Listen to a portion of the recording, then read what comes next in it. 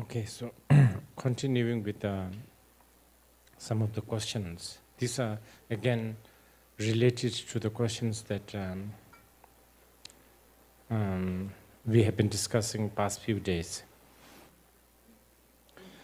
I think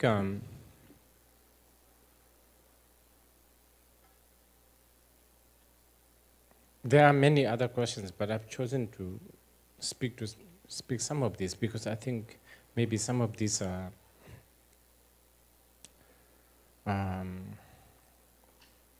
important for the just to have some sort of direction, I guess. Of course, I've said this repeatedly, that it should be really coming from veneration towards the Buddha, Dharma, and the Sangha, and therefore the Sangha is object of the worthy object of homage and offerings and veneration. I'm guessing that a person who asked me this question, I'm guessing that this question comes from quite a, what do you call it,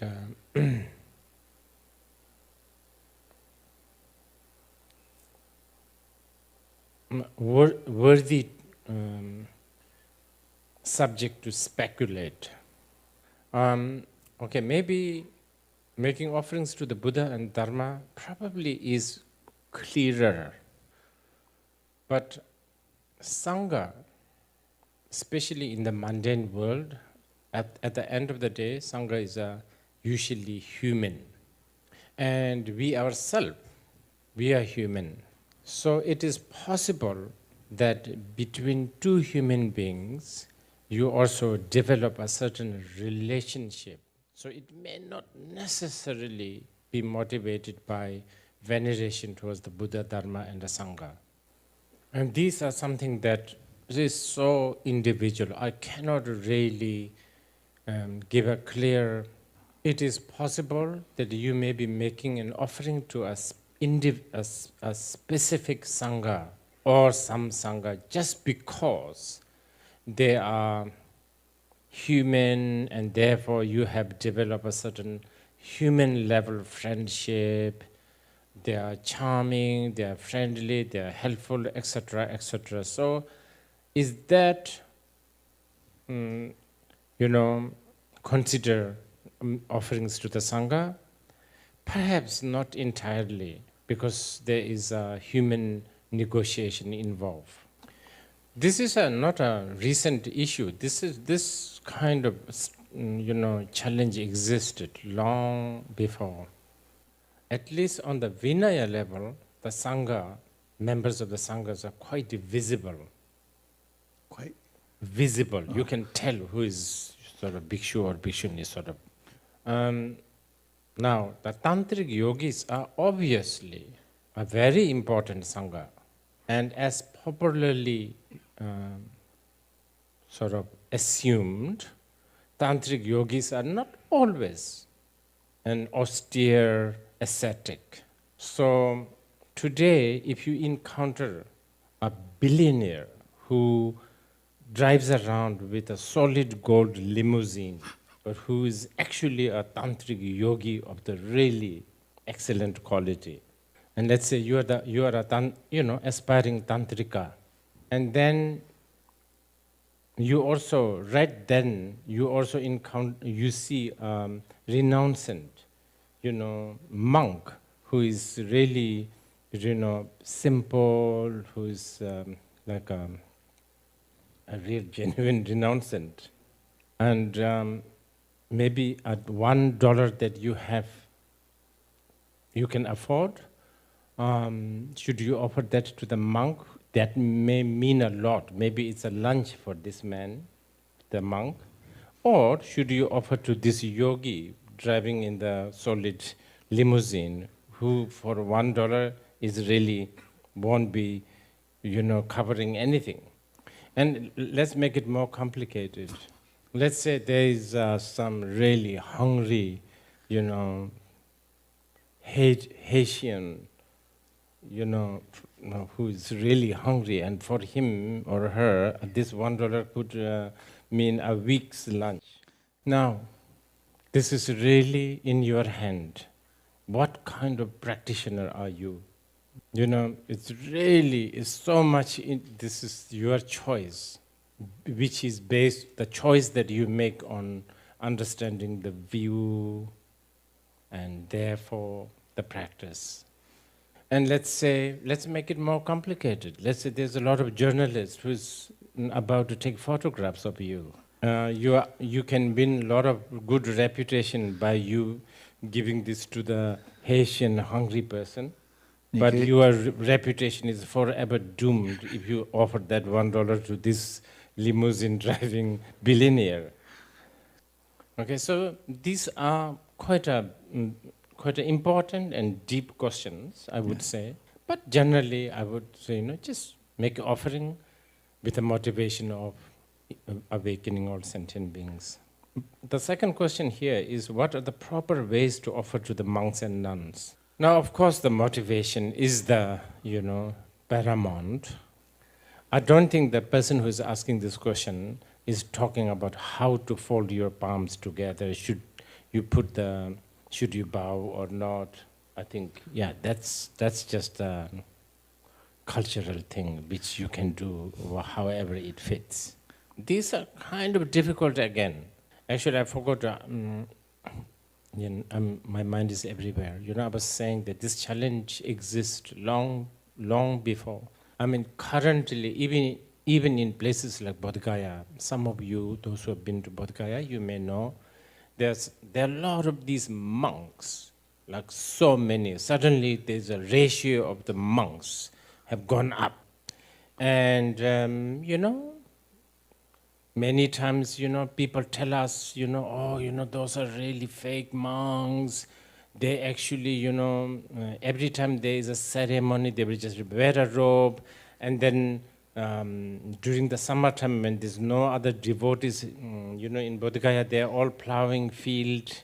They may, during the winter, they're all sort of reciting some, refuge and stuff like that in Pali. But maybe actually they even belong to different religion, so on and so forth, These are very difficult, I myself have faced a lot of difficulties, sometimes I make offerings to all the sanghas, and then, well, so far, lot of us just decided to make offerings. There's a very nice story in the Jataka Mala Sutra, when Shakyamuni Buddha was once upon a time a blue lion, I think Sharaba, beautiful blue fur. Many hunters wanted to get this fur, but because the lion so scared everyone. But it is believed that this lion was very, very lion has a special sort of feeling towards anyone who looks like monks and nuns. So a hunter wore a yellow robe and hide bow and arrow underneath the robe and killed this lion.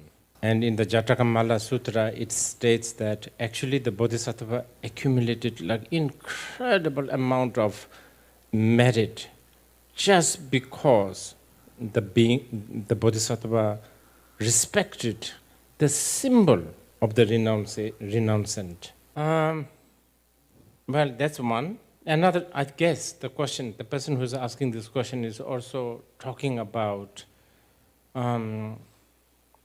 because, many times in big monasteries, there are a lot of monks who are probably not really matured, young.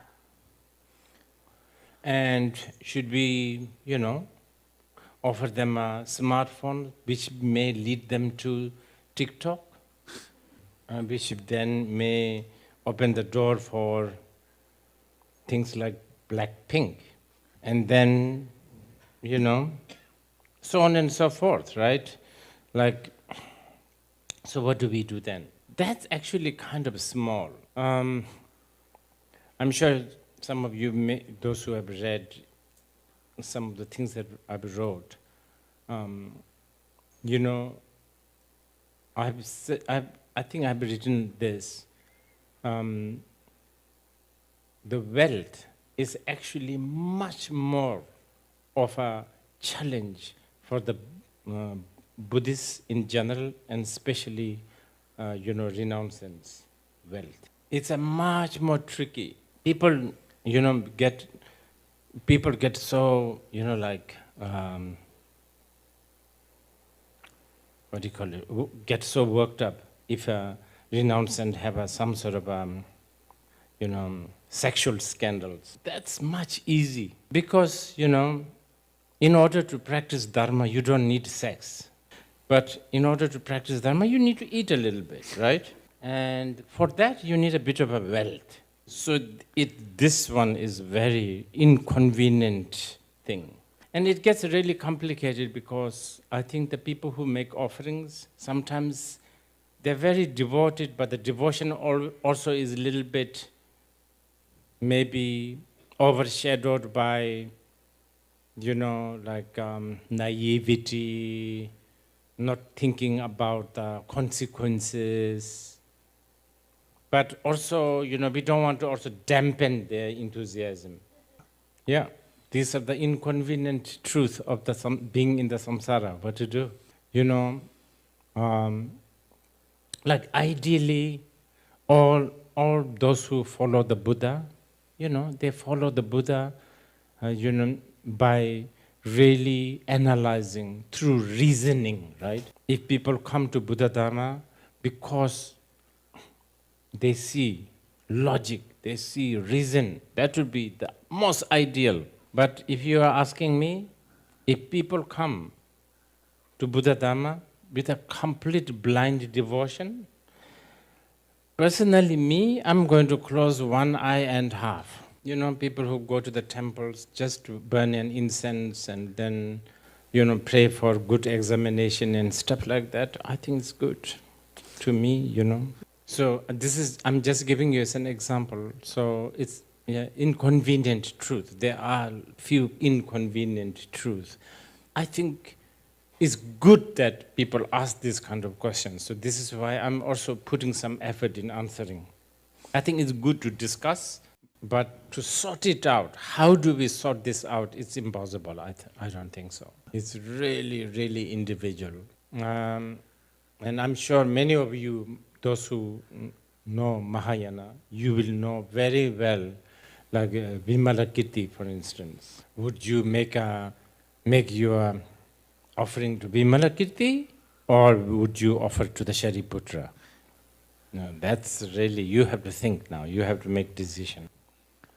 So I hope I have managed to answer this. These are important questions, and I don't think we should claim that there is a one answer. I think these are the questions that need to be asked again and again.